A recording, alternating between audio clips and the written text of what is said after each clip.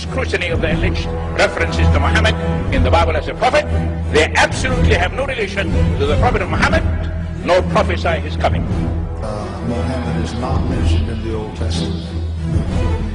Muhammad is not mentioned anywhere from Genesis to Revelation. Muhammad is God's true messenger. That's a joke.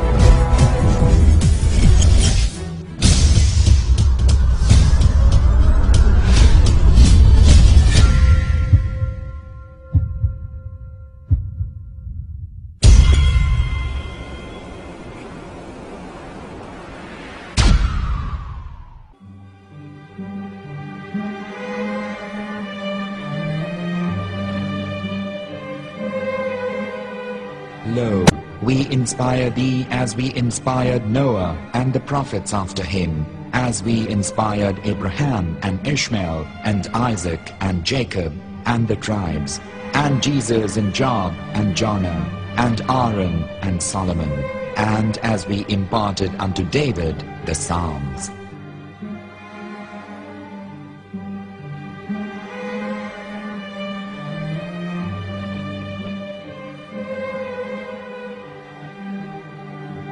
The verse we've just heard is from chapter 4 of the Quran. In the verse, God is affirming to humanity that Muhammad is indeed the recipient of a divine guidance, just as Noah, Abraham, and the rest of the prophets. However, some Christians and Jews today don't believe that Muhammad was a prophet and the covenant that God made with Abraham. And since the Quran is not their book of authority, in this video I'm going to show you that the book you're holding in your hands contains the name off the seal of prophethood, the Prophet Muhammad.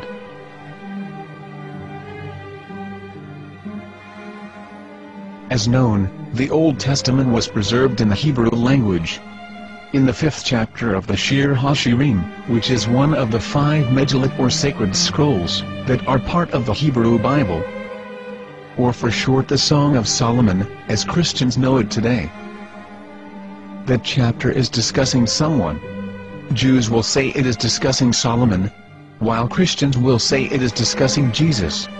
Considering this is the Songs of Solomon, it would seem logical that it is discussing Solomon.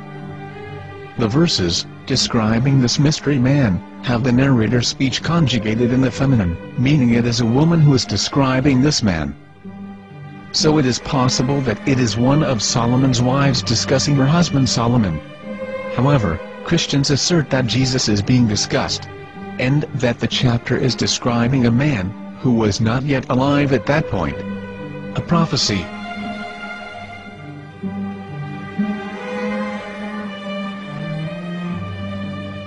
In reading the English translation of Song of Songs 5:16, it finishes the description by saying, "He is altogether lovely," but what most people don't know is that the name of that man was given in the original Megillat. Here is verse 16, and how it is written in ancient Hebrew, before introducing the vowels, in the 8th century. From the Hebrew Bible, on scripturetext.com. Here is the word in question. This word is made of 4 letters. Mem, Het, Mem, Dalet.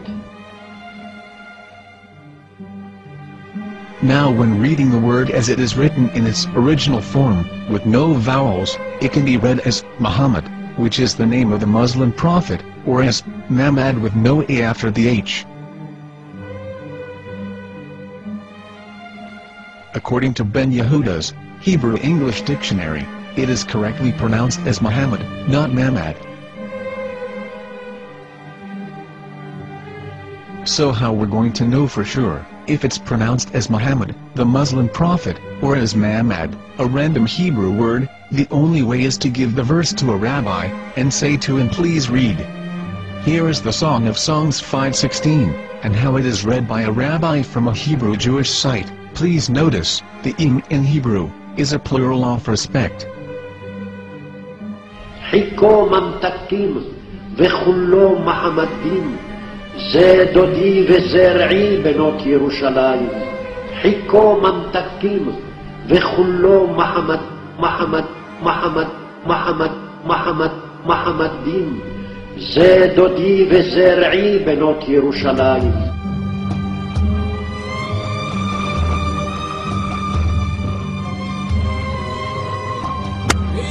Coming out from the darkness, there are no other gods but God, and Muhammad is his messenger.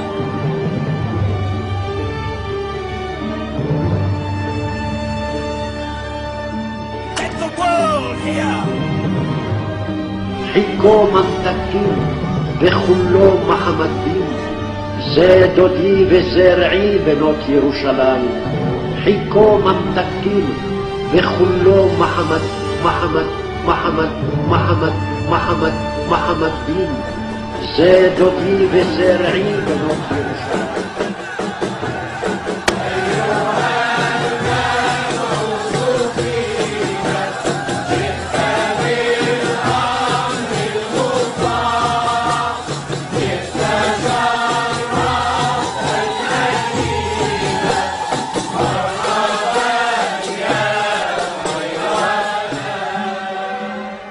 Here is the famous SDL translation tool, which includes a professional human translation, as well as an online translation. We're going to copy our Hebrew word of the Song of Songs, directly from the Jewish site. It's the same site, where you can hear the rabbi reading the verse in Hebrew. All links are in the description, so, we're going to copy the word and paste it, and ask, please translate. Are they going to translate the meaning of the name of that person? As the Bible translators did? Which is the praised and the lovely one, or are they going to keep the name as it is? Well, see it yourself. Here is the World Lingo Translator. The result is the same. It's Muhammad. You have no right. You have no right to translate names of people. Anybody. Your name should be retained. Mr. Black is Mr. Black, though he's white. You have no right to translate names of people. But they have been doing that. Muhammad they translated as altogether lovely. But the word Muhammad in the Hebrew language, the word Muhammad in the Hebrew language.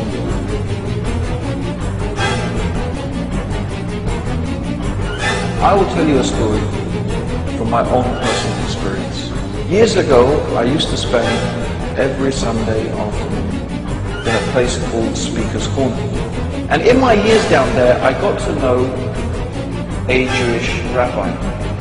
He was a very nice man. He used to listen to me, and he was always very polite and talked about Islam in a very nice way. And one day during one of our conversations after some years, I thought that it was about time I should invite him to Islam. So I said to him, you know, my friend, we have been talking now for many years, and even you have admitted to me that Muhammad is a prophet. So why then do you not embrace Islam? He said to me, we Jews, we never change our religion. I said, but half of the rabbis of Medina became Muslim. He said, that is true, but still, we Jews never change our religion. I thought, what can I say to him? He looked at me and said, listen to me, my friend. God sent to us a prophet Moses, and we didn't even listen to him. Do you think we're going to listen to another prophet after him? From another tribe? From another people? When he said that, I had nothing left to say. He knew that Muhammad was a prophet.